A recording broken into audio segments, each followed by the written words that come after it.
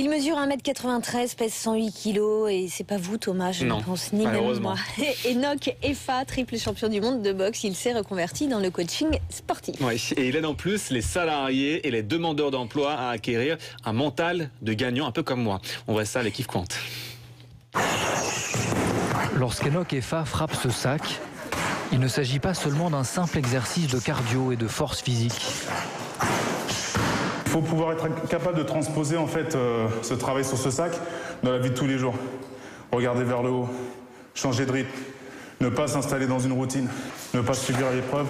C'est des choses que je dois transposer parce que le jour où je serai sur le ring, ce ne sera pas un sac que j'aurai en face de moi. Et quand je suis face à une épreuve dans la vie, ce n'est pas des sacs que j'ai en face de moi. Des phrases qui claquent comme des slogans. Mais Enoch sait ce que le mot épreuve signifie, lui qui a découvert la boxe presque par hasard, après des années d'errance suite au décès de sa mère. Et en rentrant dans une salle de boxe, et en appliquant vraiment les méthodes, j'ai compris qu'en fait, je pouvais changer mon destin en fait. En m'entraînant, en adoptant de nouvelles habitudes, et en adoptant des principes vraiment qui sont universels, quoi. C'est l'art de se fixer des objectifs, l'art de rester sur un cap. Et son but était de devenir champion. À 29 ans, mission réussie, le palmarès impressionne. 3 titres de champion du monde, 7 fois de France, 2 fois champion d'Europe. Parallèlement à sa carrière, il passe des diplômes d'éducateur sportif. Le boxeur pense à sa reconversion. Bonsoir. Très tôt, moi je me suis posé la question, mais tous ces combats-là, est-ce que vous avez vu comment finissent les boxeurs? La plupart d'entre eux, ils ne finissent pas millionnaires. Donc du coup, c'était de savoir comment j'allais utiliser tout ce parcours, cette expérience. Pensez à rester grand. Alors il crée son entreprise de coaching sportif avec un credo. Les outils du sport de haut niveau peuvent être utiles au monde de l'entreprise. Exercice travaillé, la gestion du stress. Hop là. En équipe de France, c'est ce que j'ai appris. 3 semaines d'entraînement pour adopter une nouvelle habitude et 1 semaine de récupération pour assimiler et revenir encore plus fort.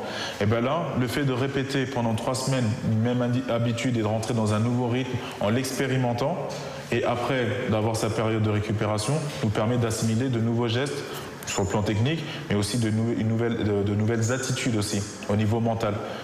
Une méthode expérimentée aussi depuis peu dans cette mission locale. Ici, on en est persuadé. Sport et recherche d'emploi, même combat.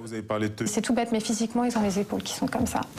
Et au fur et à mesure, justement, des entraînements, et notamment avec le sport, vous avez les épaules qui se relèvent. Depuis un mois, 2 séances de boxe sont proposées à une dizaine de jeunes. Et le plus dur, assure Enoch, c'est de convaincre des effets bénéfiques à long terme. Alors il martèle ses messages comme des slogans. Et l'idée de notre rencontre, en fait, c'est de travailler autour de comment construire ensemble un mental de gagnant, en fait. 9h30, merci d'être fidèle à Week-end Première. À la une ce matin, le kidnappeur présumé de Chloé, convoqué chez le juge aujourd'hui. L'adolescente découverte dans le coffre de sa voiture hier a retrouvé ses parents cette nuit et elle est attendue par tout son village du Gard.